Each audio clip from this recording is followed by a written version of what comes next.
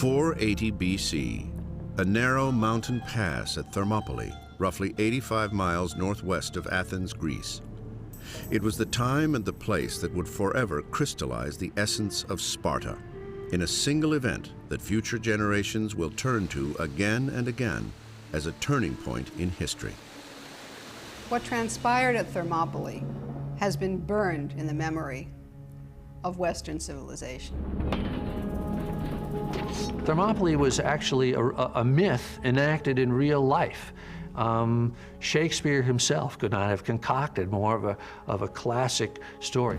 A phalanx of 7,000 Greek warriors advanced on an invading Persian army of several 100,000. The Greeks were horribly outnumbered, but they pressed on, confident that the 300 men in the front lines could lead them to victory, simply because they were 300 men from Sparta. A Spartan soldier taken by himself is as good as any other soldier. But you put them together and you've got an army that is better than any army in the world. Just the sight of the Spartan army's signature lambda emblazoned on a wall of shields was often enough to secure victory. There was nothing else like it in the world.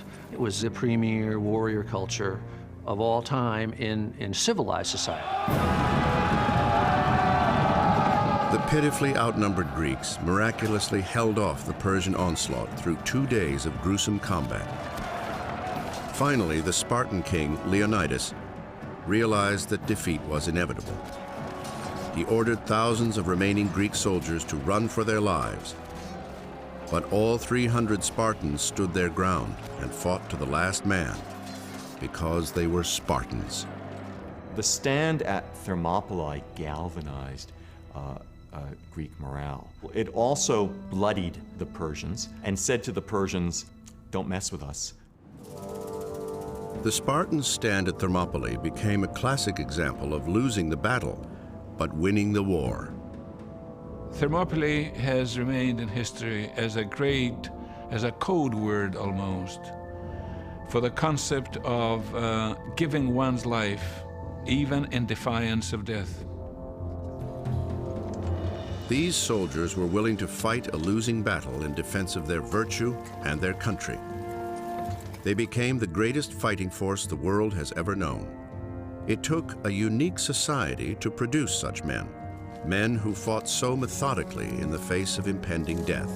The Spartans exemplify something that's a very important part of human nature: a drive for purity, a drive for order, a drive for harmony, a drive that gives us the courage not to fear death, and a drive that makes us fight for an ideal such as freedom at any cost.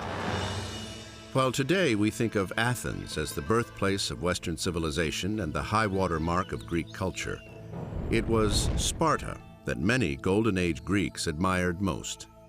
They were really thought of as a kind of an ideal of Greek civilization. But it was a utopia in the sense that it was dedicated to an ideal of virtue, of service to the community, of selflessness and unity.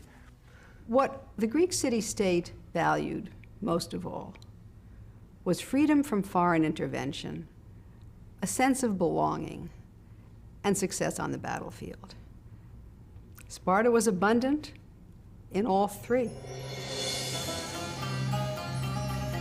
During Sparta's reign, ancient Greece was a collection of more than 1,000 self-governing communities called city-states. A city-state is really a city which functions for all practical purposes like a state or a nation, has its own government, its own army, its own navy, and its own laws. There were all of these states everywhere, many of them very remarkable for their culture. Sparta dates back to the 12th century BC, a time of great change in the ancient world, when Egyptian power was waning and the Second Babylonian Empire was on the rise. According to Greek legend, Sparta began with violence and conquest, when in 1150 BC, invaders from the north, who believed themselves to be descendants of Hercules, moved south to reclaim what they believed to be their ancestral land. When King Lacedaemon took over the Central Peninsula, he named it Laconia after himself. He named the central capital Sparta after his queen. For nearly 400 years, until roughly 750 BC, Sparta was Laconia's religious, cultural, and governmental center. Art and music flourished. Sparta is known for its beautiful choruses of singing women. The Spartans have a very attractive pottery that was traded. They were famous for bronze working. These are very early examples of Laconian artistry. No fine art of Spartan origin has been found that dates after the 7th century BC. It's as if the people of Sparta just stopped making it. The turning away from the kinds of visual arts that we see as prominent elsewhere is very clearly a self-conscious decision. It was a decision that coincided with the greatest turning point in Sparta's history, a period known as the Messenian Wars.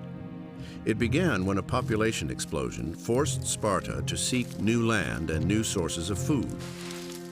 They solved their problem by annexing an entire country which was both larger in population and territory than Sparta was.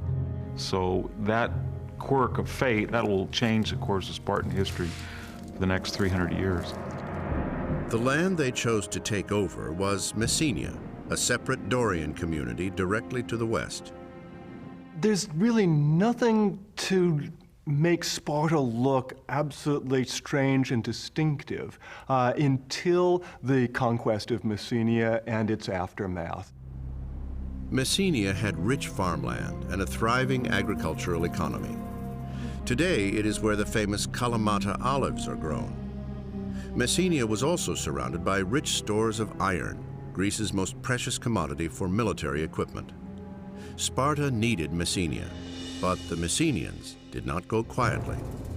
This was a long and hard war. The Spartans were not able to put down Messenian resistance easily or quickly. The initial difficulty is simply topographical, getting over Mount Taygetos, which at its peak is 8,000 feet. But of course you don't go over the peak, you go round the side, and that means a detour, and that means marching a very long way. So you're very far from your base. The people of Messenia were on their way to creating their own city-state culture. They resisted, they tried to remain independent, but the Spartans defeated them. It would take nearly 100 years for Sparta to fully overtake the Messenians. But by the 7th century BC, Sparta ultimately controlled 8,000 square kilometers and became the largest city-state in the Greek Empire. The Messenians were forced to work the land as agricultural serfs called helots. Helotage is a kind of tenant farming. A helot has a farm to which he must dedicate a certain part of every year's produce to a Spartan master. A particular Spartan master is in charge of each helot's farm, and yet the master doesn't actually own that helot as an out-and-out slave. He can't buy him and sell him. No other city-state tried to enslave an entire Greek people. There's probably 250,000 residents of Messenia, and Spartan society is coalesced around 10,000 Spartan warriors. So they're vastly outnumbered. We ought to think of Sparta as a state under siege. In some sense, there's an analogy here to modern Israel. Now, of course, there are many, many differences, but the Spartans and the Israelis have this in common, that they cannot afford the luxury of giving up their security needs. The situation called for the Spartans to remake their society from top to bottom. They developed new rules that would control every aspect of its citizens' lives. They are the only Greek population that devotes itself entirely to the arts of war. According to the Greek historian Plutarch, the architect of this new warrior city-state was a Spartan lawmaker named Lycurgus. Lycurgus reportedly traveled throughout the Mediterranean, gathering the best of military statecraft from Crete, from Ionia, and from Egypt. He also received divine guidance from the oracles at Delphi, where it was said advice from Apollo was transmitted directly to him. With these new discipline guidelines, Sparta eventually transformed itself into a great militaristic society. The armies, or the defenders in those days, were really just militias. They were just farmers taking down spears from above the fireplace and getting out there and fighting. Lycurgus, the original founding Spartan, so to speak, I think he just kind of said, hey, let's turn pro here. And then the whole society sort of unspooled from that decision, for good or ill. His laws prevailed because they came with the authority of the Delphic oracle. And the oracle said that these laws should be obeyed as though they were divine laws. Lycurgus may have been a man or the instrument of a legend. But in either event, the Spartans believed that it was Apollo's God-given wisdom that led them to create a master plan for Sparta. Their society was based on a pyramid of power. At the top were the roughly 10,000 men of the Spartan elite. They were called, in Greek, the homoioi, meaning the equals. In theory, each would have the same wealth and the same say in the government. The goal was to make a society of equals, an army that could fight and where there would be no dissension, a polity that had unity. Everything aims at homogeneity, similarity, if you will, and that is one of the keys to the Spartan system. We're going to have stability, we're going to have order, we're going to have obedience. Below the homoioi were the roughly 50 to 60,000 free people who lived throughout Laconia, mostly on the outskirts of the capital city of Sparta. They were called the perioikoi, the dwellers around. They allowed them to be independent, except that they couldn't make any political decisions. And they also compelled them to follow the Spartans whithersoever they may lead. The perioikoi were essentially a non-voting middle class that kept the homoioi prepared for war. The great bulk of the trade and the manufacturing, the craftsmanship that was necessary to maintain Spartan society, somebody had to make them weapons after all, was done by these perioikoi. They were the engine that made it all work, because they freed the Spartan peers so that they had full leisure time to train athletically and every other way for war. All pursuits not essential to the new Spartan machine were abandoned. I think it's clear that one of the prices the Spartans paid for this solution to their problem was a cultural deprivation that they imposed on themselves. Because artistic creativity requires a degree of freedom that I think would have made them nervous. At the bottom, and outnumbering everyone else, were the helots. The wives and daughters of the Spartan elite ran their households. This system left the equals responsible only to the polis, their Greek city-state. They were willing to go to what turned out to be extreme measures to shape a state the like of which no one had ever seen before, and I suppose nobody has really seen since. In the decades to come, Sparta would devise a new system of government that would control every citizen, from cradle to grave. In the 7th century BC, Sparta was unique among all the several hundred city-states that surrounded the Aegean. In every Greek polis, the state played more of a role in governing people's lives than many of us would accept today. Sparta went several degrees better. In no other city-state was the government as intrusive. This was a cradle-to-grave deal. In fact, it was in the cradle that the first measure of the future Spartan equal was taken. At birth, government overseers examined each newborn infant of the elite to determine if he or she should be allowed to live. Less than superior infants were exposed, the Spartan euphemism for leaving an imperfect child to die in a mountain chasm. This seems extraordinarily brutal, but the aim is to produce warriors.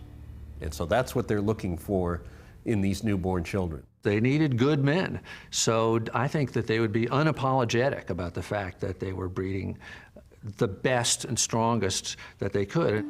Girl babies, too, had to be approved by the Board of Overseers, who decided whether they should live or be chucked off the edge of a mountain. The surviving girls were raised to be mothers. The boys were raised to become Spartan equals, warriors who controlled the government. In Sparta, the government was by the people and for the people, if you were one of the homoioi, the equals. Everyone else, the periokoi and the helots, were non-citizens. The Spartans were uniquely successful in devising a unique system, let's say peculiar to them, that lasted for very many years, in fact so long that Machiavelli and others took it as a model. At the top of the Spartan government was a hereditary monarchy with a strange twist. The crucial starting point, which seems to be the most ancient part of their constitution, is they didn't have one king, they had two kings. Now, this is really weird. Most Greek cities had a memory of a time when they had a king. And many Greek cities maintained a kind of religious official who sometimes kept the name the king. The Spartans, however, had two kings, and they had real authority in society. Certainly real authority to lead the armies, profound religious authority. The reason for this is they serve as checks and balances on each other. They prevent any one man from becoming too powerful. The dual monarchy and 28 Spartiates over the age of 60 created a council of elders known as the Gerousia. The Gerousia set policy and served as the supreme criminal court. Sparta was in some way a gerontocratic society. Old people ruled, and there were certain positions open only to old people. And one reason for that was if you survive to be old in a Spartan environment, you must be pretty damn tough. Below the Gerousia was the Assembly of Citizens, which was made up of all Spartan equals over the age of 30, and was the least powerful branch of the Spartan government. The Spartan assembly is not about deliberation. It is about, as it were, taking orders from people who have already decided the proper way for the society to go forward. The assembly is going to say, rah, rah, let's do it, when somebody proposes a policy. Floating above it all was a board of 5 men called ephors, who ran the military, oversaw the educational system, and had considerable veto power over everyone, potentially even the kings. Their power was kept in check, however, by limiting their terms to 1 year and making them accountable to the assembly for their actions. Those who serve as ephors or in other offices, at the end of their year in office, automatically go on trial. It's as if every president of the United States were impeached and put on trial at the end of his 4 years or 8 years in office and had to answer charges. The goal of the Constitution was really to avoid allowing anyone or even any single institutional place in the society to become all-powerful. And I think that seems to have worked pretty well. How could you get anything done with all of these people standing in your way? Well, the whole system was invented not to get anything done. Its purpose was not to change, to stop change. It did a terrific job of that. In fact, for close to 400 years, Sparta had the most stable government in the history of ancient Greece. Yet it was anything but a democracy.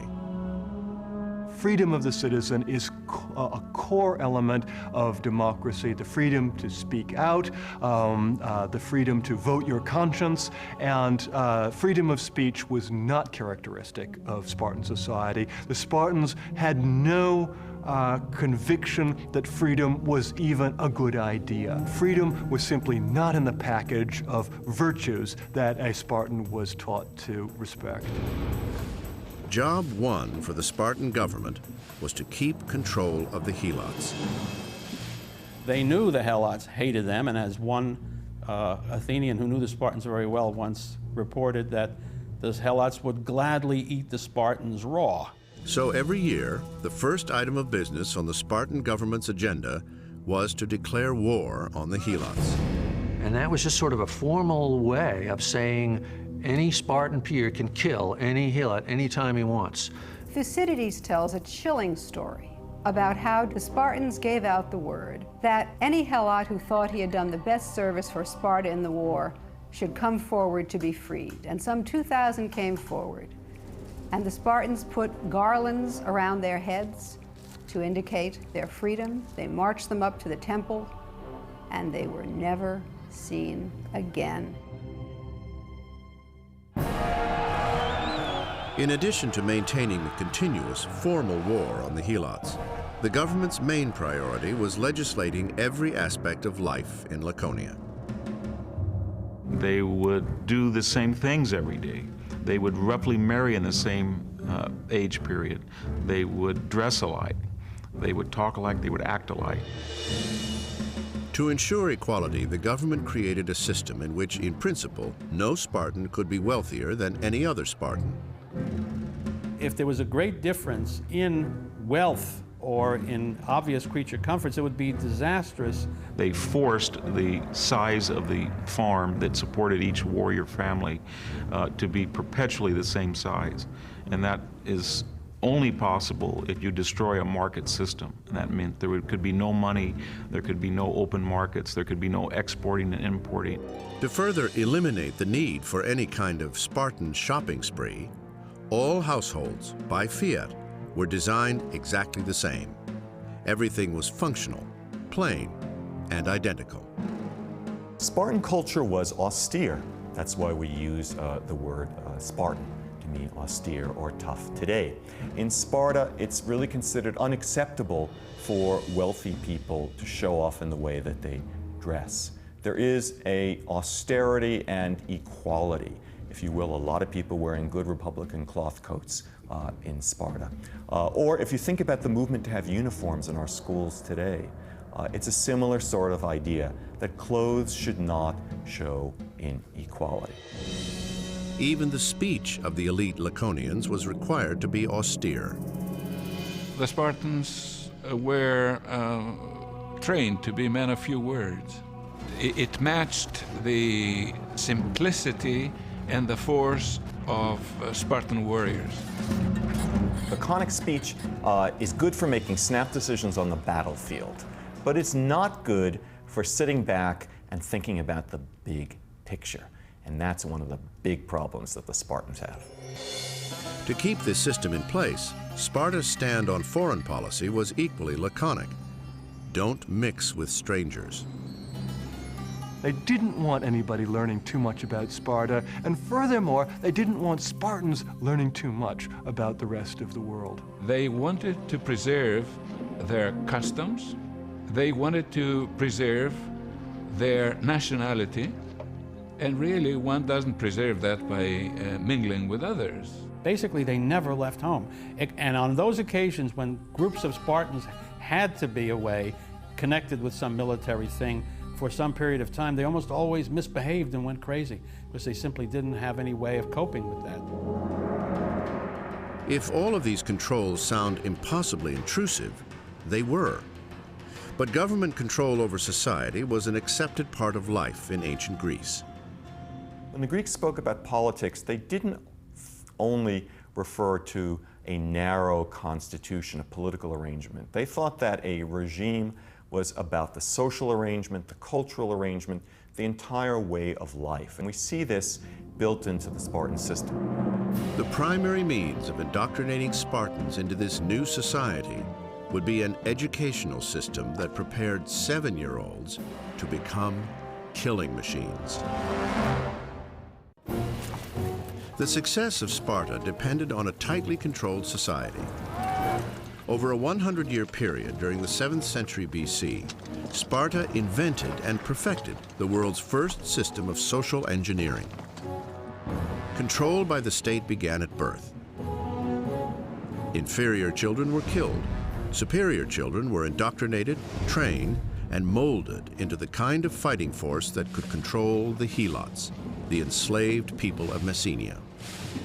Once you have a small population that must enslave a large population, then each Spartan, in the Spartan view, must be qualitatively superior to every 10 or 12 Messenians. The only way they felt they could achieve that level of military excellence was to bring all of the youths in a group, give them standardized training, and do it from a very early age.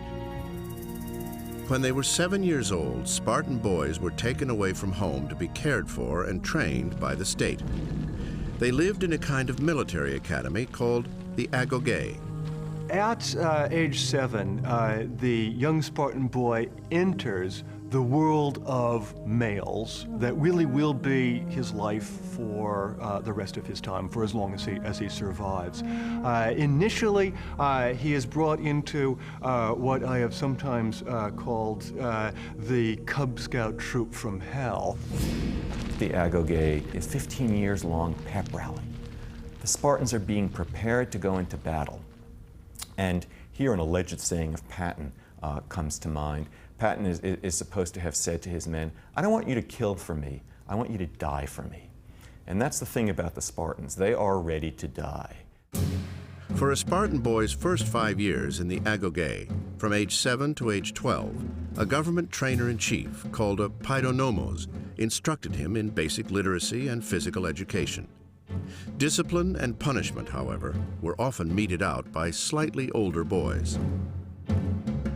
The way to think about it is as if the toughest kids from your junior high school were put in charge of you when you just entered first grade. It is, I think, a system that, in a sense, uses the potential cruelty of children towards one another in order to try to teach this Spartan kid, from the very earliest age, that he has to absolutely obey every order that he is given from anyone who is a superior. It is a terrifying sort of vision.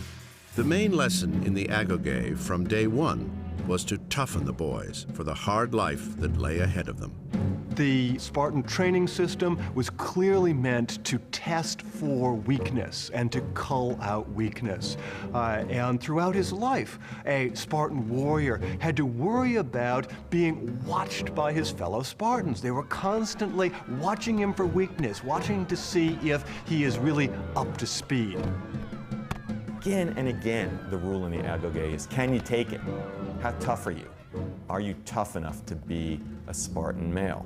This is a tough love system, and it's more tough than love. Spartan girls also received training, but at home. She was trained from childhood to be tough, to be physically fit at any rate, to be presumably to some extent self-reliant. Because their raison d'etre was to produce strong sons to defend the community, they ate well, they participated in athletics, so they were, in a way, prime breeding specimens. At age 12, Spartan boys entered the second level of Agogé training, and conditions got much worse. Each boy was issued a single cloth cloak. This was the only garment they were allowed to wear year-round. They were also required to go barefoot, all in the name of toughening them physically and mentally. Anybody who's been to Laconia in the winter can see that the very idea that you would go barefooted or you'd have a single cloak would kill a modern American within minutes. Tired and cold, the boys were also hungry. The evening meals were cooked, if that's the right word, by the helot attendants. And they cooked absolutely horrendous food, apparently. And the most famous meal of the Spartans is what's called the blood soup. It's basically pork with a lot of blood floating around. Travelers to Sparta were appalled at the Spartan diet. One famous description was recorded by a visiting Sybarite from the north. And he came to Sparta and he said, after sampling this soup, he now understood why the Spartans were so willing to die. The soup was not only bad, there wasn't enough of it. You get enough food to survive, but you don't get enough food to be happy. And so you're taught right away that if you want to get enough food to be happy, to feel full, you're going to have to steal it. That was done in part to keep them sharp, but also in part to teach them survival skills, because it was all part of the business of making a Spartan, who would be the kind of guy who could manage to forage around the country and keep himself alive if he had to. A Spartan child who is caught stealing will be punished, and yet a Spartan child who does not steal will be regarded as a complete wimp. If you are very good at cheating and you don't get caught, then you in fact will flourish. The length one boy went to so as not to get caught was recorded by Plutarch. According to his account, a very hungry young boy stole a fox cub to eat. When a superior suspected he had stolen the fox, the boy hid the vicious little animal under his cloak. Rather than be found out, the boy let the trapped animal bite away at his flesh until he died. This was taken throughout antiquity as an example of Spartan toughness. You know, that boy had been taught to be so unflinching, to deal with pain, to be respectful to his superiors. On the other hand, he was being eaten alive from the inside. Toughening and strengthening Spartan adolescents was deemed necessary because of the kinds of battles they would one day fight. The phalanx is as strong as the weakest link. So the crucial element is to make sure that everyone is more or less equally strong, and that those who are weaker are simply eliminated. It was said of the Spartans that they were the only nation that when they went to war, things actually got easier for them. Life in the agoge was a weeding out process. Boys were continually required to pass tests of strength, flexibility, endurance, and cunning. Failure was severely punished. At the annual festival at the temple of Artemis Orthia, Spartans would gather to watch a test that might be called the grab for the cheese. The young men of Sparta divide into two groups. One group tries to steal the cheese that is piled up on the altar, and another group, armed with whips, try to prevent them from doing so. In that kind of melee, there are going to be occasions when people die. Much of what young Spartan males were put through seems like a forecast of the most ominous aspects of modern fraternity hazings. And indeed, there were many Spartan boys who, when the tests were over, had not passed and had died. It's a constant competition whereby everybody is being judged, graded in effect, and then there are winners who are given various advantages, various honors. So here's your Spartan. He is trained both to be like everybody else and to subordinate everything to the commonality and to be superior to everybody else. To help guide them through their training, each Spartan boy was required to take a mentor, an older man whose association with the boy continued for life. It was the responsibility of the mentor to watch out for a young boy that was in his care, to see that the training was proper, and to see that manners and character were also receiving appropriate attention. Modern scholars debate as to whether or not the depth of their friendship included a sexual relationship. In many situations in which women are excluded from participation, whether it's the military or whether it is something else, then I think the potential for even a homoerotic relationship is much higher. The expectation was that any sexual relationship that may have existed when they were young would be ended at the point in which the boy becomes an adult. But it was expected to continue as a very, very close, tight friendship.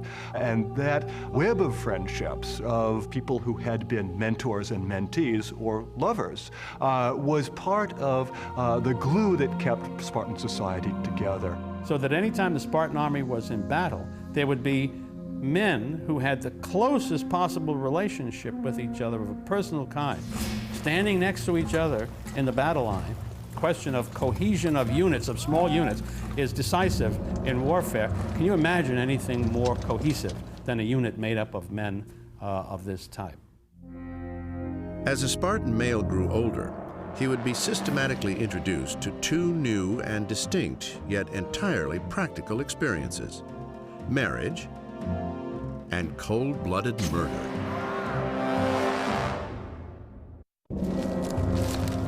Sparta's legacy is that they not only created the idea of military discipline, but that they also perfected it through a social structure and a training program that began at age 7. By 20, most Spartan males graduated from the one system and entered another, one that would remain part of their lives until death. But before they could graduate, Spartan boys were put to one final test. The most promising students were selected to join the Crypteia, a secret security force dedicated to disposing of helots for any reason. Members of the Crypteia lived outside of Sparta, survived by their wits, and used the cover of darkness to cut throats. The Crypteia could be regarded as a readaptation of a manhood ritual. And we know of many societies where, in order to prove that you're ready to be a man, you have to achieve some particularly exceptional feat. But the Spartan version involves killing the enemy within.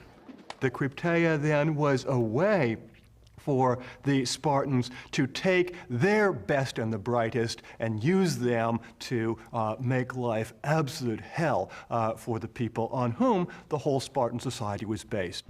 If you were a particularly handsome helot, if you were a helot who was known for agricultural innovations, if you were a helot who was thought to be in any way exceptional, you had to live in constant fear that the Crypteia would find out about how you stood out and made sure that you got dead.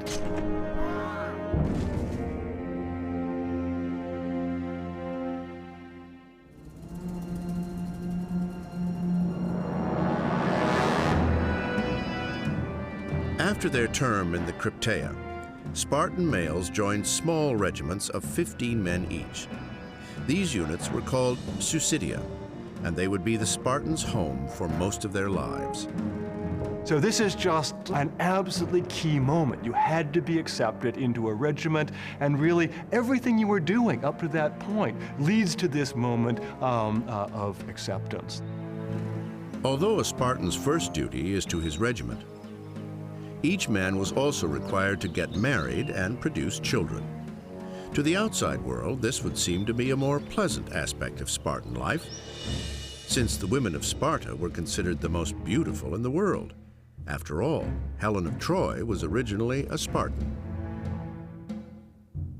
But for Spartan men and women who had almost no contact with each other as children, courtship and marriage was just another form of duty to the state that carried with it some of the more strange rituals in Spartan society. You're really almost dealing with two separate societies, and their courtship rituals seems to reflect this. Marriages were arranged. There was no wedding ceremony. Instead, the nuptials took the form of a kind of ritualized abduction.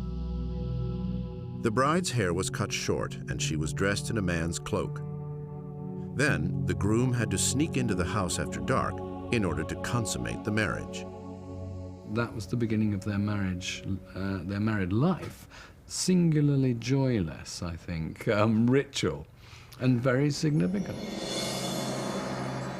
In fact, the only time newly married men were supposed to visit their own homes was after dark, with the sole purpose of impregnating their wives. This was part of Lycurgus's law, to keep passion alive, and so make it harder for the lovers to get together, make it more of an adventure, you know, skulking away at night to meet in secret. And then as soon as they would consummate their love, the guy had to beat it back to his common mess. So that it was said that it was not uncommon for a Spartan husband never to have seen his wife in daylight until he was 30 years old. You're talking about a very strange society when you think about these extraordinary checks on normal human impulses that were part of the picture.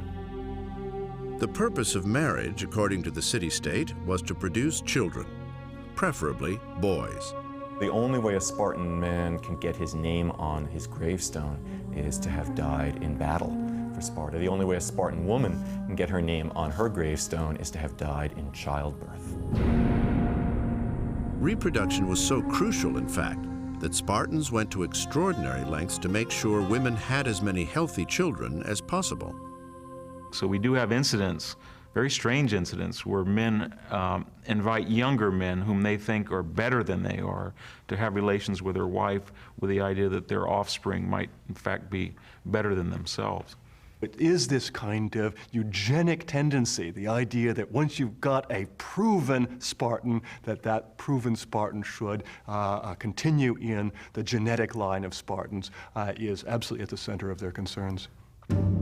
All of these controls on marriage and family were designed to keep the men from being distracted from their main purpose, to drill and train, to terrorize the helots, and to uphold their own Spartan superiority.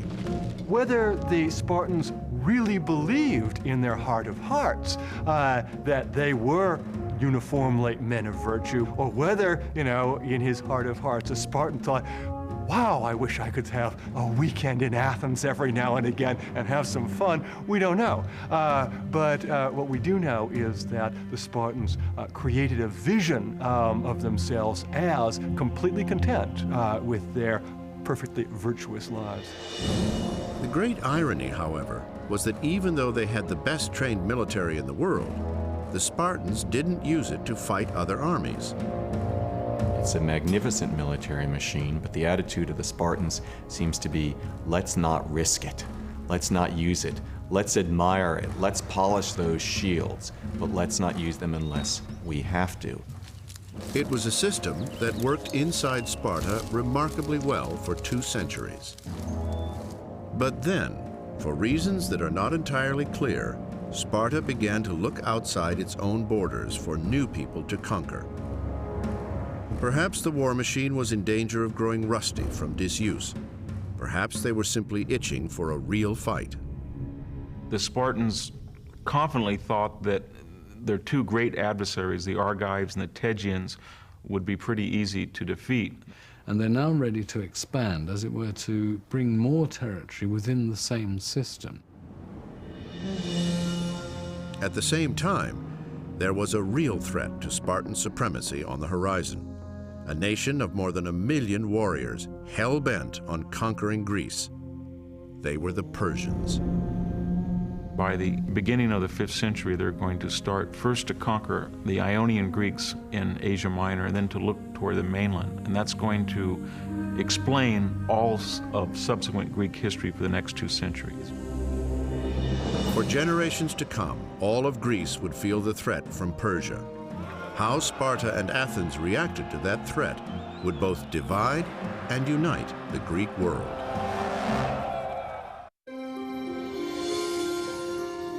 At the end of the 7th century BC, Greece was a loose confederation of more than 1,000 fiercely independent city-states, each with its own character and reputation. Athens was the largest, with a sophisticated cultural life, great architecture, and an impressive navy. But Sparta, which was revered above Athens by all the city-states around the Aegean, had none of these. Instead, it had sacrificed culture at the altar of war. Sparta was an armed camp. And that would mean that the educational system is going to be focused more on military affairs. There's going to be a creation of a secret police. There's going to be a disengaging from the rest of Greece for a while. They're not going to send out colonies. They're not going to build a fleet. They're going to be obsessed with this one problem of controlling Messenia. Since the end of the 8th century BC, Sparta had subjugated Messenia, a country whose population outnumbered the Spartans by at least 10 to 1. They did it through a kind of slavery called helotage, and through a campaign of terror carried out by highly trained warriors. Sparta was the first country to develop what would come to be known as Western military discipline. Modern ideals of drilling, marching, rank and file, and the science of the phalanx assault were all invented by the Spartans. In this chaotic world of hoplite warfare, the Spartans had learned that people who kept their head, who kept together, who did not allow gaps between them, could create a greater cohesion and defeat the enemy. Among the phalanxes, the Spartans were the most elegant. the most able to make changes on the battlefield if changes would be needed. The Spartans also redesigned the armament of war from head to toe. The centerpiece was the 3-foot hoplon, or shield, carried by each soldier. Hence the term hoplite to describe the Spartan warrior and those who would adopt their methods later on. Warriors were armed with 9-foot spears, a secondary sword, a heavy helmet with 2 small openings to see, and bronze body armor. So the entire ensemble or panoply might have weighed 70 pounds, and then the idea that these men, no larger than 5'5", 120, 130 pounds, would carry half their body weight in the summer seems absurd. So what is the point? And it seems to be a ritually crafted mechanism of determining an entire war by a single half-hour ritual collision between neighboring city-states. And the Spartans tend to master that way of fighting better than anybody. Battles were decided by quick, decisive, and deadly tactics that relied on teamwork and agility. But for nearly 100 years, this new art of war was more theory than reality. Then, in the 6th century BC, the Spartans weren't content with simply conquering and containing the Messenians. They looked to the north and the city-state of Tegea to further expand their territory. However, Sparta was one of the most profoundly religious city-states in Greece and wouldn't act without a favorable word from the gods. And so, a delegation was sent to Delphi to seek the blessing of Apollo, who was believed to speak through a priestess, or Pythia. Greek oracles were part horoscope, part fortune cookie, part guesswork, part bribery. People often heard what they wanted to hear. A pilgrimage to Delphi didn't resemble a trip to a fortune teller or a palm reader so much as it did a journey to see the Wizard of Oz. Around 560 BC, the Spartans invaded Tegea. Victory was more than simply winning the war. And then, sure enough, Tegea, instead of being an enemy, becomes an ally, and probably the first ally in a series of alliances which spreads through most of the Peloponnese, and indeed outside the Peloponnese. By the end of the 6th century BC, the intimidating Spartan machine had convinced a number of other city-states in the Peloponnese to join with them. This powerful alliance became known as the Peloponnesian League, with Sparta as its leader. The goal was to create a force to stand against Athens, not so much to overtake the powerful city-state, but to avoid fighting it. It's a simple rule that if you have decisive military superiority and the reputation for decisive military superiority, you can actually avoid the struggles. That's the Spartan policy. They very rarely fight, because every time they fight, they know there is a risk that they'll lose. But an ominous threat from the east would force Sparta out of its insular world. Persia, under Darius I, commanded the largest empire the ancient world had ever known. Among the vanquished were many former Greek city-states, including those in Ionia. However, after several decades of oppressive Persian rule and ruinous taxation, the Ionians plotted a rebellion. In 499 BC, they sent a delegation to meet with Sparta's king Cleomenes. Cleomenes refused to assist the Ionians, a decision that set in motion a series of events that changed the course of history. Cleomenes' clearness of vision was not shared by all Greeks. The Athenians were persuaded by the Ionians to send some support to the revolutionaries. Despite the help of Athens, Darius I's powerful empire defeated the Ionians, and Athenian support of the rebels would not be forgotten by the Persians. And having crushed that revolt, they begin to think very seriously about this upstarts in the West who had dared to interfere in what was, by their standards, an internal Persian matter. Meanwhile, Cleomenes embarked on a merciless mission of annexing neighboring city-states to strengthen and expand the Peloponnesian League. The most heinous allegation against him was that when he was attacking Argos, he lures as many, it said, as 6,000 Argive hoplites into a sacred grove. He then orders helots, note, helots, not Spartans, to set light to a sacred grove, which then torches all those 6,000 Argives to death, for which he was put on trial when he came back into Sparta. The charges were serious, and even the king wasn't exempt from Spartan law. Cleomenes faced the possibility of exile. What was unacceptable was that this was another Greek city, a sacred grove, and the deception was therefore somehow sacrilegious.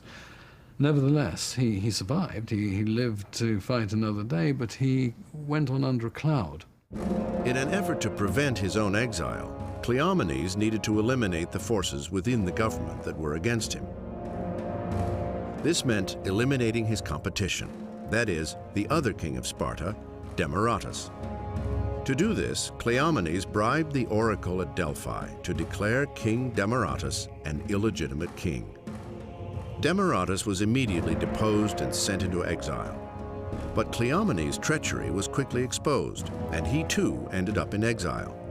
When Cleomenes eventually returned, he died a gruesome death by his own hand. And the most extreme version is that he committed suicide by slicing himself from the feet upwards until he reached the vital organs. Cleomenes, who would forever after be known as Cleomenes the Mad, was replaced by King Leonidas, a man who would take the Spartans where they had never gone before, into an ancient world war of epic proportions. At the dawn of the 5th century BC, an invisible line divided Greek city-states into two distinct groups, those that sided with Sparta and those that stood with Athens. While Sparta tried to maintain its hands-off policy towards warfare, Athens began preparing for the possibility of war with the Persians. There was news that Darius I of Persia was hell-bent on punishing the Athenians for supporting the failed revolt by Ionia in 499. Darius never forgot about it, never forgot about that humiliation. The Greeks claimed that Darius, in fact, delegated a slave to whisper in his ear on a regular basis, "O king, never forget the Athenians." In August 490 BC, Darius I dispatched a flotilla of ships carrying troops to attack the Athenians. The Persian expedition approached Marathon on the northeastern coast of Attica. It was much larger and better supplied than the Athenians thought they could handle. When the Athenians realized that the Persians really were coming and were about to land at Marathon, they sent a runner down to Sparta. They had had mixed relations with Sparta, sometimes amicable, sometimes otherwise, but they certainly recognized that Sparta was the great military power in Greece. As the story goes, the runner covered 140 miles in 2 days, only to be told by the Spartans that sending troops meant disrupting the Carnean festival, a religious ceremony sacred to Apollo. Sparta promised reinforcements when the festivities were over. 10 days later, the Athenians have to send up their forces. They send every man they can, about 9,000 heavy armed infantrymen, and they square off against the Persian forces, who probably outnumber them by 2 or 3 to 1 at the plain of Marathon. For several days, the Athenians and Persians eyed each other from afar in the hot August sun. Finally, with Spartan reinforcements nowhere in sight, Athenian general Miltiades ordered a surprise attack on the enemy. The Persians are cut to ribbons. The heavy-armed Athenian hoplites proved to be more than a match for the light-armed Persian infantrymen, and there's just a massacre. Meanwhile, the Athenians have sent a runner back to Athens announcing their victory. In the wake of the stunning Athenian success, the Spartans finally arrived with a hoplite force 2,000 strong, but there was nobody left to fight. When the Spartan army finally gets to Marathon, the Athenians are happy to show them the corpses of the Persians whom the Athenians have handily defeated. So this was something the Spartans had to live down. Meanwhile, the Persians began plotting their revenge. In 486 BC, Darius I chose his son Xerxes to be his successor. Xerxes carefully planned a new and far more elaborate invasion of Greece, a plan that would take years to put into place. By 481, 480, it's pretty clear that Xerxes has been mobilizing for a period of 4 years, an enormous force, perhaps as many as 250,000 men in his fleet and his land army, to come down into Greece proper. And so the Spartans, Athenians, and a small contingent of city-states met to plan a counterattack. They argued over strategy before finally yielding to Spartan Admiral Eurybiades to command both ground and naval forces. It was a challenge he accepted on behalf of all Greece. One, the Spartans are very arrogant. They say, by God, if these wimpy Athenians could defeat the Persians at Marathon, then just imagine what we, Spartans, can do. Two, the more sophisticated Spartans would say, I'm not all that afraid of the Persians, because although there are a lot of Persians, they are not particularly good infantry fighters, and we're the world's best infantry fighters. By the spring of 480 BC, the stage was set. On the Persian side, 46 regional contingents under 30 generals were assembled for the invasion of Greece. They were led by Xerxes, known to both friend and foe as the Great King. The massive force numbered between 200,000 and 300,000 warriors. Xerxes' armies will consume millions of gallons of fresh water daily. It will consume millions of pounds of wheat, fodder, meat. At sea, approximately 750 warships called triremes were flanked by several hundred supply ships. The vast Persian navy moved in tandem with the ground forces. It was a war machine of unprecedented might, requiring masterful planning and execution at every turn. The interdependence of the Persian army, the land army, and the Persian navy is really important in thinking about these wars. The army had to stay linked up with the navy because the navy guaranteed the safety of the supply ships. The Greeks, accustomed to battles involving a few thousand men at most, would soon face an inexhaustible flood of enemy troops. After much debate about what to do, they decided to take a stand at Thermopylae, a scenic spot known as the Hot Gates because of bubbling sulfurous springs nearby. Thermopylae was the gateway to the south. In 480 BC, the pass at Thermopylae was barely 50 feet wide, a spot where Xerxes' enormous advantage in numbers could be neutralized.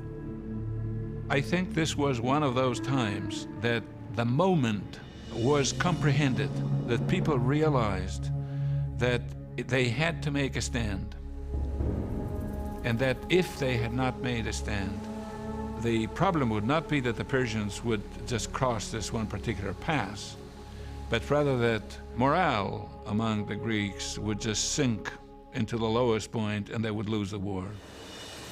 If the Greeks can hold them at Thermopylae, then in some ways the Persian army will eat itself out of its own home.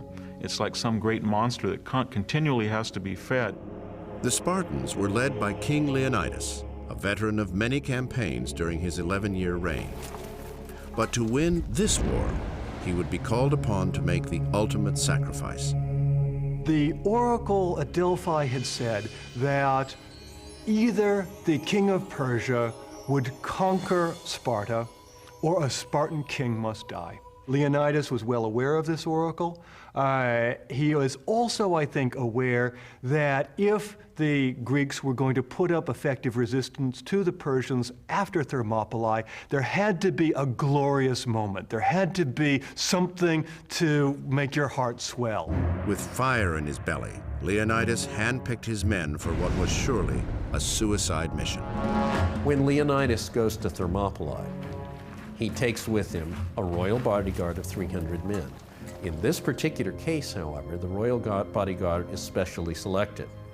It is not only selected with regard to the merit of the individuals, it is also selected with regard to the fact that each individual leaves a son behind.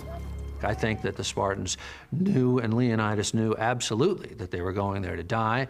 That was what they had been trained for their entire lives. I think they recognized the psychological value of that for the rest of Greece that had been left behind, that they were enacting a kind of a play to inspire the rest of Greece. To die for one's country, for the Spartans, was the highest form of honor. In August 480 BC, the mighty Persian juggernaut lumbered to a halt across the sun-baked plain. It was an awesome spectacle of power and might. The Persian army, led by King Xerxes, was immense, at least 200,000 strong. The Greeks countered with just over 7,000 troops, including 300 of Sparta's finest hoplite warriors. Why the Spartans committed so few troops is at the core of the Spartan psyche. Could they have done better by sending a full force? They claimed that they were intending to, but a religious festival prevented them from sending more than the advance guard. Cynics will say they had no intention of risking a full force because they knew that they were going to lose. They needed a demonstration. They needed some spectacular event, so sacrificing 300 would be absolutely the perfect solution. The Spartans, under the command of King Leonidas, were prepared to fight to the death. When Xerxes sent a messenger demanding the Spartans lay down their arms, Leonidas replied with 2 words, "Molon lobe," come and get them. No greater contrast between the two armies, no greater contrast between the two societies to have Xerxes up on a throne, having his secretaries take notes, while you have Leonidas right out in front of his men. The mission of King Leonidas was daunting: to stall the Persians long enough for Greek generals to muster their forces at the Isthmus of Corinth. They needed time to mount a full-scale counterattack. If the vast weight of the Persian army was allowed to roll freely southward, central Greece would fall, with the Peloponnese sure to follow. So the Greek idea at Thermopylae is quite brilliant. It's to force a stalemate and to create logistical problems for this kind of unwieldy army. When the Greeks arrive at Thermopylae, they rebuild the wall that had been across the pass there. But the notion is that by rotation, they will send out units, Greek units, which will fight in the very constricted area immediately in front of the wall. The Persians won't be able to bring forward their full force because of the constricted terrain immediately in front of the wall. Meanwhile, the people of Delphi consulted the oracle, which advised them to pray to the winds, for they will be good allies to Greece. No sooner had they received this counsel than a violent storm erupted. The formidable Persian navy was strung out along the harborless Magnesian coast, where more than 200 ships were destroyed. Xerxes was furious at the unexpected loss and bewildered by the meager challenge to his mighty army at Thermopylae. The great king ordered an advance scout to take the full measure of his opponent. When he sees the Spartans, rather than crying or offering to surrender or offering to negotiate, they're actually grooming themselves, combing their hair, putting oil on, shining their weapons. And the idea is that they're looking forward to this battle with zest rather than terror.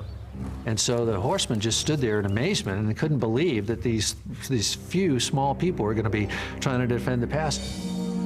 Demaratus, the exiled Spartan king who had fled to Persia more than a decade before, was promptly summoned for counsel.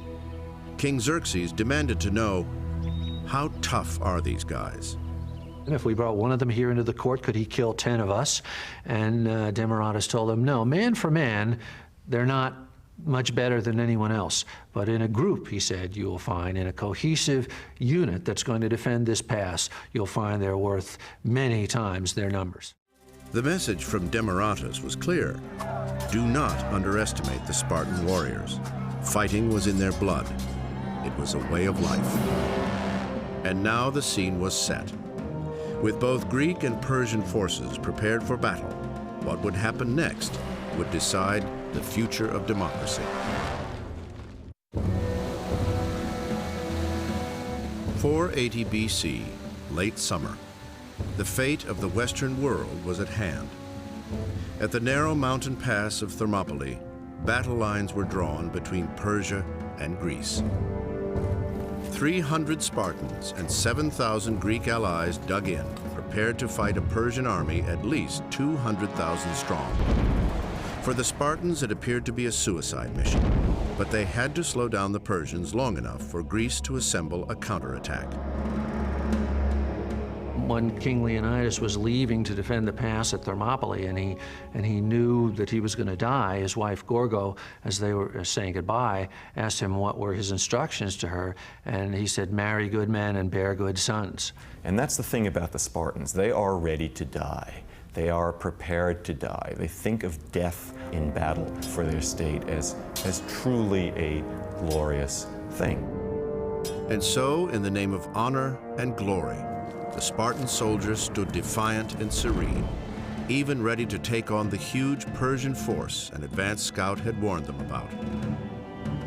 He said that Persian archers were so numerous that when they fired their volleys, it blocked out the sun.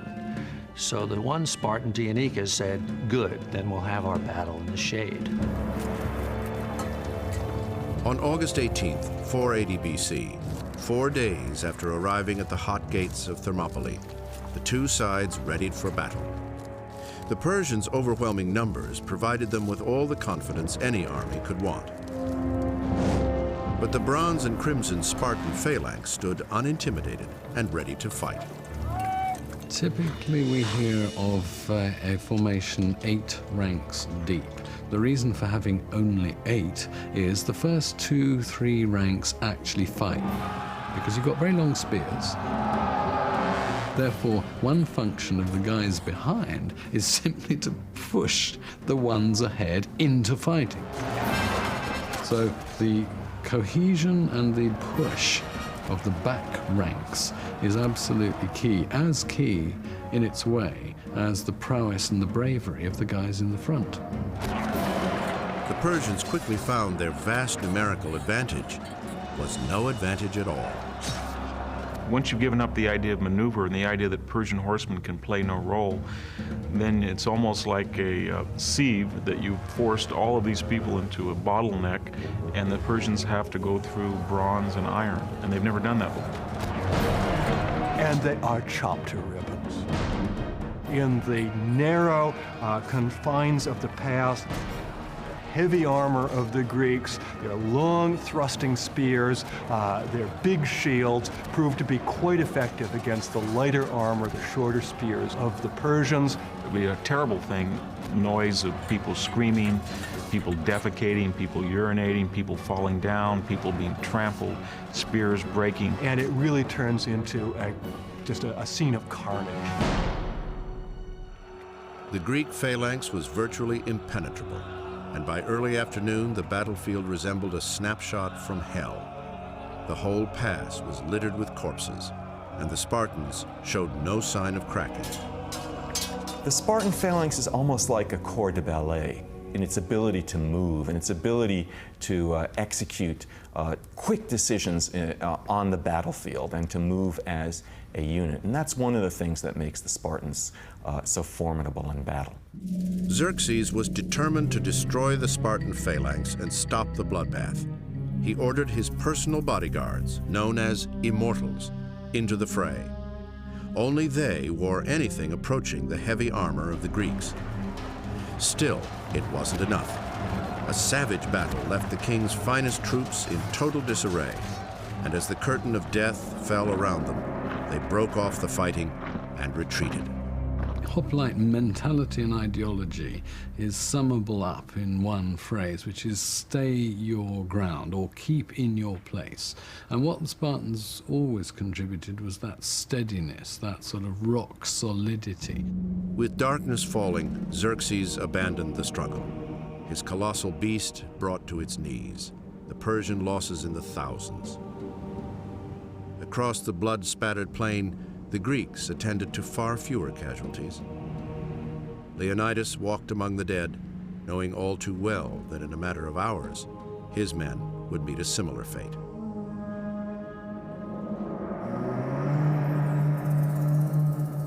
Dawn broke cool and clear on the morning of August 19th, 480 BC. King Xerxes of Persia, still reeling from massive losses on day one at Thermopylae, mounted his second assault on the Greeks. This time, he formed a special brigade, men reputed to be of outstanding bravery and daring. He promised them rich rewards to storm the narrow pass and threatened them with execution if they broke ranks and fled. The Persian king just stays at it. I mean, this is bulldozer tactics. He figures you just keep on sending your men forward, and eventually you'll wear down these Greeks. But once again, the crack Persian force was no match for the Greeks and the elite band of Spartan warriors. As the battle raged on through a second bloody day, it became another large-scale massacre. Slain and wounded Persians were piled high in front of the Greek line, the pungent smell of death everywhere. The Greeks are taking some casualties, but the Persians are taking massive casualties. And it's simply too demoralizing to let this go indefinitely. From his gold throne high on a hill, Xerxes watched his finest troops suffer savage losses. The king was forced to call off another ill-fated attack. After all, the Persian king can probably take 50-to-1 casualties and not really feel it. But on the other hand, if he has to take 50-to-1 casualties, and this goes on for weeks on end, there's going to be a tremendous morale problem in his army. So he needs some other way to win this thing. It was at this crucial point that a Greek named Ephialtes, in exchange for a generous reward, agreed to betray his countrymen by guiding the Persians through a hidden pass over Mount Kalidromos. In Greek, the name Ephialtes has become an ordinary word for all time to mean nightmare. This is the Greek word for nightmare. The path that Ephialtes laid out would allow Persia's downtrodden soldiers to outflank the Greeks, a tactic Xerxes believed would finally bring them down. The elite Persian immortals climbed steadily all night, and at dawn the crackling of dried leaves announced their arrival on the other side. The hot gates had become a death trap for the Spartans. Steep cliffs and the ocean on one side, the mountains on the other, with Persian soldiers amassed front and now rear. And at this point, Leonidas takes stock of the situation. He's commander-in-chief in this battle zone, and he orders the bulk of the Greeks at Thermopylae to retreat. The Spartans will all stay there with him. To a man, the Spartans stay there. After the pass is turned, then we get the great Day 3, one of the most memorable days in Greek history. Battered and wounded, the proud Spartan warriors donned their heavy armor one last time. As they prepared to die, King Leonidas delivered his final words. Now, eat a good breakfast, men, for we'll all be sharing dinner in hell. He decides not ever to surrender, but to fight absolutely to the last man. As the sun rose above the hills, the Spartans and their few remaining allies were under attack from front and rear. Still, they fought on valiantly, flinging themselves with furious desperation into the bloody field of battle. When King Leonidas suffered a fatal wound, the Spartans fought savagely for possession of the corpse and succeeded in dragging it away. Finally, around noon on August 20th, 480 BC, the Spartans made their last desperate stand. We're told that their weapons are finally broken, they're discarded, their shields are broken, their armor's rent, and finally they're using their teeth, their hands, and fighting with fist against tens of thousands of Persians who finally surround them on a hill and do not want to waste any more of their manpower and bury them in a sea of arrows.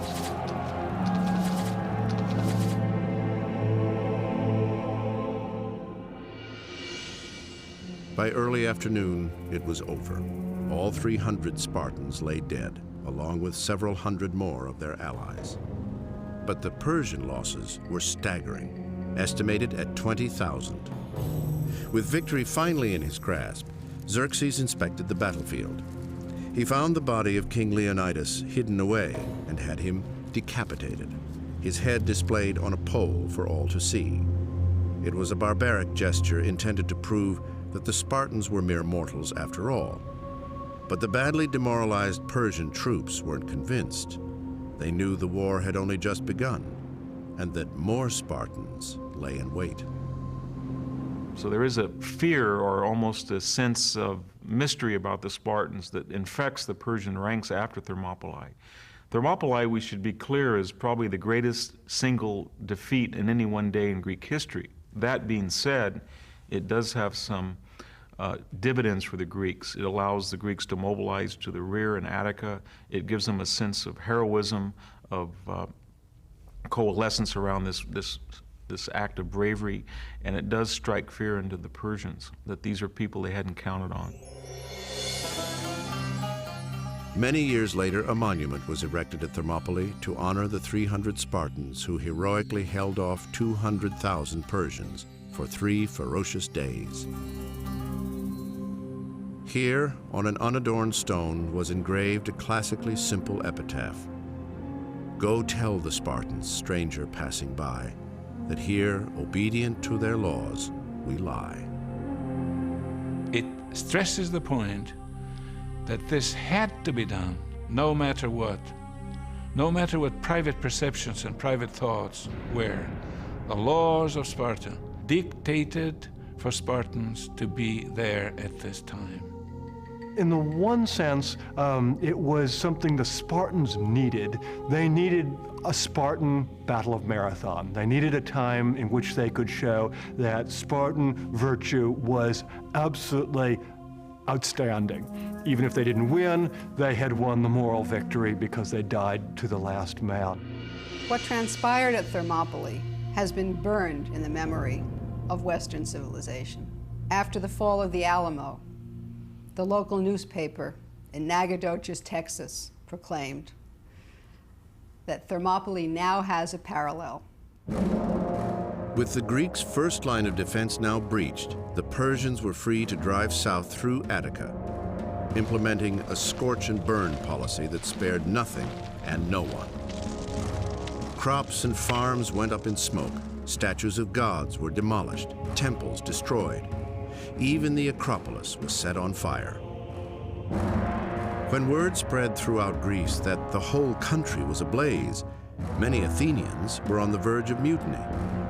They would never have believed that the tide was about to turn. In the last decades of the 5th century BC, all of the forces in Greece were briefly united against a single enemy, the seemingly invincible force of the more than 200,000 strong Persian army. After the Battle of Thermopylae in 480 BC, the Persian army and navy were free to drive south towards Athens. Greek morale seemed low and defeat imminent.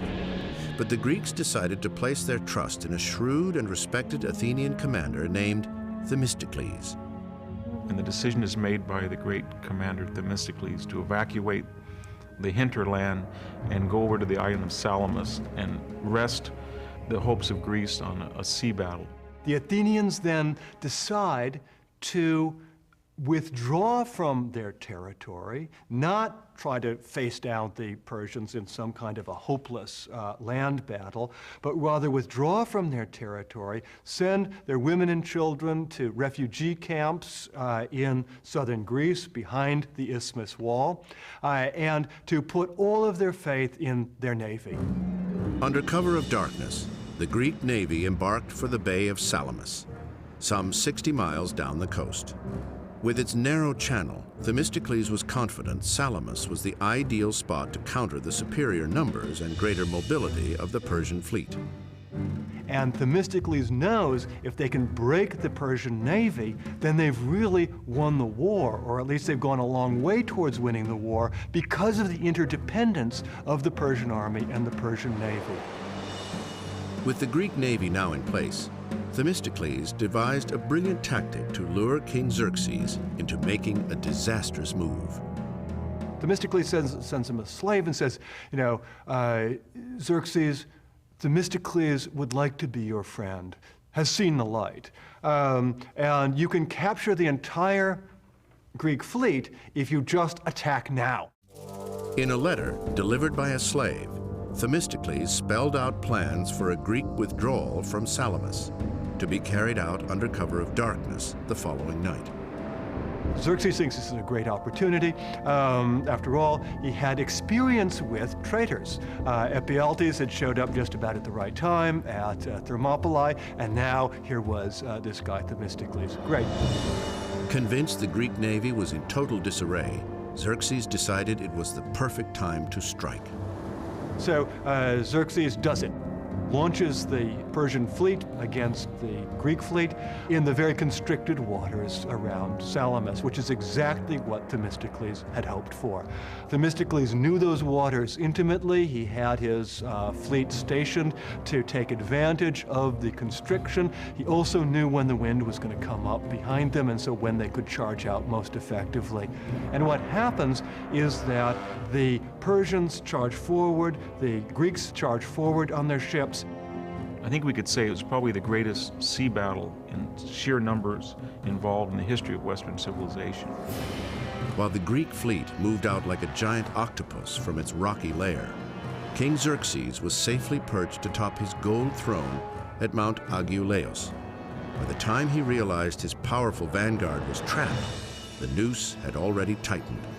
The Persian advantage in numbers, 400 triremes to 300 for the Greeks, was quickly neutralized in the narrow straits.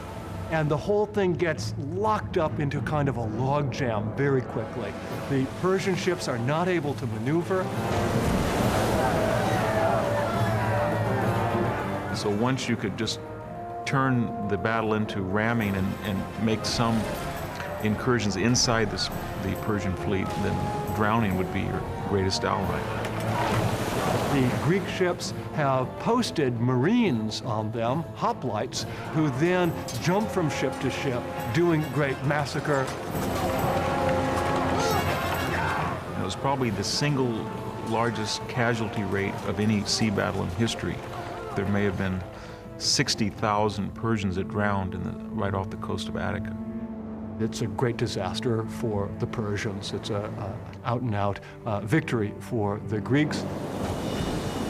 The water was thick with bodies and wreckage. The Persians lost 200 warships, the Greeks just 40. Xerxes was angry and humiliated. The result of the Battle of Salamis is that Xerxes and the bulk of his army has to evacuate Greece. He simply can't keep a grand army in Greece unless he can be absolutely sure of being able to resupply it.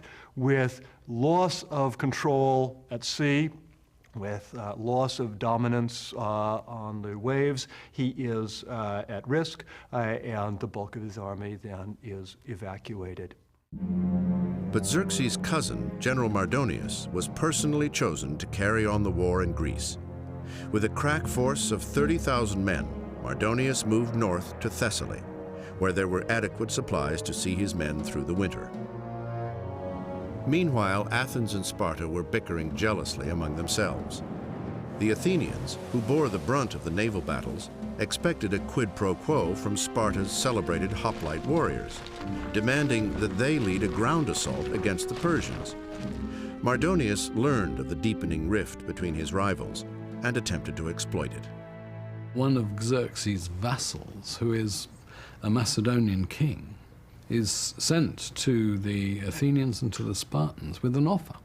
that they should come quietly and Xerxes will treat them decently. The Athenians, hoping to force the Spartans to fully mobilize their military machine, considered the deal. The Athenians allow a threat to be quietly conveyed to the Spartans, that if the Spartans do not come to the defense of Attica, do not move into Boeotia, the Athenians might withdraw. Or worse, the Athenians hinted at the unthinkable, an alliance with Persia. At that point, Sparta's blandly elusive ambassadors decided the political chess game must end. The Greeks would unite for one final confrontation with the Persians near the town of Plataea. They've all got to march to the same drummer. And here really is where Spartan leadership comes to the fore. The Spartans are now under the command of not a king, but a regent, Pausanias. By the summer of 479 BC, the Persian forces had swelled to more than 50,000. To the south, Sparta mobilized 5,000 of its finest warriors, while Athens contributed an additional 8,000 troops. Then the Spartans armed 35,000 Messenian helots, offering them freedom in exchange for bravery on the battlefield. Pausanias seems to have a lot of really raw organizational capacity. He's got a lot of military sense. He's got, perhaps though more important than that, a sense of how diplomatically to keep together this large, diverse, internally conflicted Greek force. It's not clear that anybody other than a Spartan could have pulled that off at this point. For 11 days, the rival commanders held fast to their respective positions on the plain of Plataea. Mardonius and the Persian cavalry to the north, Pausanias and the Greek infantry to the south. Finally, at the crack of dawn the next morning, the Persians broke the deadlock with a thundering assault. The Persian cavalry is able to inflict really severe initial damage on the Greek forces. The Greeks were forced to redeploy their troops. Although the 5,000 Spartan hoplites comprised only 10% of the Allied force, their discipline, heavy body armor, and thrusting spears made them an overpowering presence. I think once the Persians decide to fight an infantry battle on the plain of Plataea, there's not much that Mardonius or the Persian High Command can do, because ultimately it's going to be a question of men with wicker and linen trying to charge ranks of serried spears. And there's no army in the world that can do that other than the Spartan army. As the ferocious battle intensified, the heavily armed Spartans turned the battlefield into a river of blood. The Persians were butchered like cattle. The Spartans were the heart of the Greek success at the Battle of Plataea. This was a hoplite battle, and the Spartans had the strongest Greek hoplite army. They were playing to their strengths. So if Salamis is the signature victory of the Athenians, the victory at sea, Plataea is the signature victory of the Spartans, the victory on land. The end finally came when Persian general Mardonius was killed. His guardsmen fled for their lives, while the few Persian soldiers still standing scattered to the four winds. Greek losses were minimal, around 1,000. However, the Persian troops, once 50,000 strong, were decisively defeated. As a fighting force, they were no longer a threat, ending forever King Xerxes' dream of conquering the West.